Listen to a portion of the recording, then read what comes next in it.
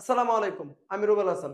ভাই আজ তোমাদের সাথে আমি আলোচনা করব রসায়ন নবম দশম শ্রেণীর পঞ্চম অধ্যায়ের গাঠনিক সংকেত নিয়ে। চলো দেরি না করে শুরু করা যাক বিজ্ঞানের সহজ ভ্রমণ। প্রথমে গাঠনিক সংকেত করার জন্য তোমাদের 5টি নিয়ম মনে রাখতে হবে। যে মৌলের যোজনী বেশি সে মৌল মাঝখানে থাকবে। যে মৌলের যোজনী যত তা মিল রাখতে হবে। হাইড্রোজেন কার্বনের দ্বিগুণ হলে একটি দ্বিবন্ধন দিতে হবে। হাইড্রোজেন কার্বনের দ্বিগুণের চেয়ে 2 বেশি হলে সবগুলো এক বন্ধন দিতে হবে এবং হাইড্রোজেন কার্বনের দ্বিগুণের চেয়ে 2 কম হইলে তাহলে ত্রিবন্ধন দিতে হবে। চলো দেখি আমার পিছনে কি লেখা আছে, একবার দেখি। গাঠনিক সংকেত। আমরা গাঠনিক সংকেতের সংজ্ঞাটা একটু যদি দেই, কোনো মৌল বা যৌগকে যদি বন্ধন এবং প্রতীকের মাধ্যমে প্রকাশ করা হয় তাকেই বলা হয় গাঠনিক সংকেত। কোনো মৌল বা যৌগকে যদি বন্ধন এবং প্রতীকের মাধ্যমে প্রকাশ করা হয় তাহলে তাকে গাঠনিক সংকেত বলে। গাঠনিক সংকেতের নিয়ম: যে মৌলের যোজনী বেশি সে মৌল মাঝখানে থাকবে। যে মৌলের যোজনী যত তা মিল রাখতে হবে। হাইড্রোজেন কার্বন এর দ্বিগুণ হলে একটি দ্বিবন্ধন দিতে হবে। হাইড্রোজেন কার্বনের দ্বিগুণের চেয়ে 2 কম হলে একটি ত্রিবন্ধন দিতে হবে। হাইড্রোজেন কার্বনের দ্বিগুণের চেয়ে 2 বেশি হলে সবগুলো এক বন্ধন দিতে হবে। চলো দেরি না করে উদাহরণ দেওয়া যাক। প্রথমেই CH4 মিথেন। এখানে কার্বনের যোজনী 4, হাইড্রোজেনের যোজনী কত? 1। তাহলে এই হিসাবে কার্বন থাকবে মাঝখানে, কার্বন মাঝখানে রাখলাম। হাইড্রোজেনের যোজনী যেহেতু 1, তাহলে আমরা 4টা বন্ধন চারপাশে দিলাম এবং 4টা হাইড্রোজেন আছে চারদিকে দিলাম। এইভাবে তুমি মিথেনের গাঠনিক সংকেত করতে পারো। NH3 ammonia.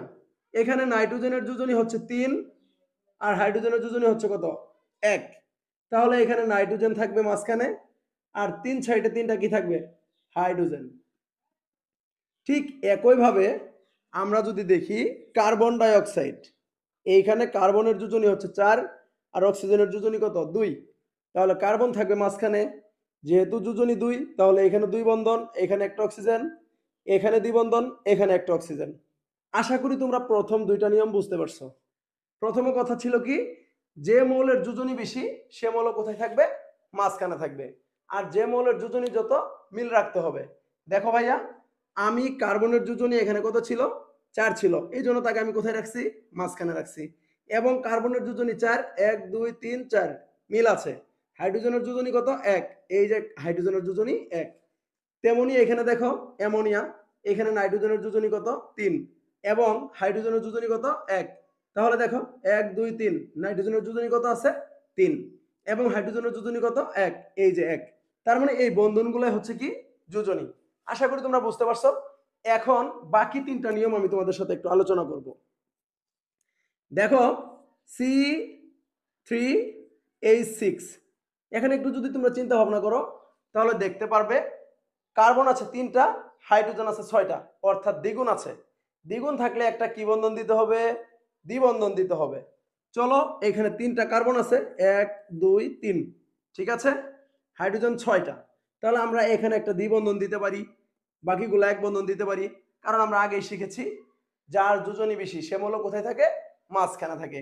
এই জন্য আমরা কার্বনকে মাঝখানে রাখলাম। তারপরে তোমার সবার সাথে আমরা একটু করে হাইড্রোজেন দিলাম। দেওয়ার পরে এখন আমরা কার্বনের যোজনী মিলাবো কত? 4। কার্বনের যোজনী কত? 4। তাহলে দেখো 1 2, তাহলে এখানে 3 দাও, 3 আর 1 কত? 4। এই কার্বনের যোজনী 4। 1 2 3 আর এই হাইড্রোজেন 1, 4 মিলছে। 1 2, তাহলে এখানে 2 দাও। আশা করি তোমরা বুঝতে পারছো। ঠিক এইভাবে যদি তোমরা করো C5H10, C5H10, সি যেহেতু 5টা, তাহলে কয়টা দিলাম? 5টা কার্বন, হাইড্রোজেন 10টা। যে কোনো জায়গায় একটা কি বন্ধন দিব? দ্বিবন্ধন। দ্বিবন্ধন দেওয়ার পর আমরা সবার সাথে একটা করে হাইড্রোজেন দিব, এক বন্ধন দিব, ঠিক আছে। এখন যোজনী মিলাবো কত? 4। 1 এইখানে দিব কত? 3। 1 2 3 আর একে 4। 1 2, এই যে 1 3 আর একে 4। আশা করি বুঝতে পারছো। 1 2, এখানে 2, 1 এখানে দিব কত? 3। এইভাবে তোমরা এই নিয়মটা শেষ করতে পারবা। এখন আছে দ্বিগুণের চেয়ে যদি 2 কি হয়? কম হয়। কম হলে একটি ত্রিবন্ধন দিতে হবে। যেমন CH C2H2, 2 দুগুণে কত? 4। এখানে আছে কত 2, অর্থাৎ দ্বিগুণের চেয়ে কত কম আছে 2 কম আছে। তাহলে কি করতে হবে, দুইটা সি মানে দুইটা কার্বন, একটা ত্রিবন্ধন, একটা হাইড্রোজেন, একটা হাইড্রোজেন। আশা করি মিলে গেছে। দেখো 3 আর একে 4, 3 আর একে 4। এখন এটা যদি আমরা এভাবে করি C4H6, 4 দুগুণে 8, এখানে আছে কত 6, অর্থাৎ দ্বিগুণের চাইতে কত কম 2 কম। তাহলে একটা কি বন্ধন দিতে হবে, ত্রিবন্ধন। CH, সি কয়টা দিব, 3টা, 4টা। এই হলো সি 4টা, কার্বন 4টা দিলাম, একটা ত্রিবন্ধন মাঝখানে দিলাম, বাকিগুলোতে এক এক বন্ধন দিলাম। এখন আমরা যোজনী মিলাবো। 1 এখানে কত দিতে হবে 3, 1 আর 3 এ কত 4, 3 আর 1 এ কত 4, এইখানে আমরা দিলাম একটা হাইড্রোজেন, এই যে 1 এখানে দিব কত 3। আশা করি এইভাবে তোমরা এই নিয়মটিও শেষ করতে পারবে। সর্বশেষ যে নিয়মটি আছে, হাইড্রোজেন যদি কার্বনের দ্বিগুণের চেয়ে কত বেশি হয়, 2 বেশি হয়, তাহলে সবগুলো এক বন্ধন, একেবারেই সহজ।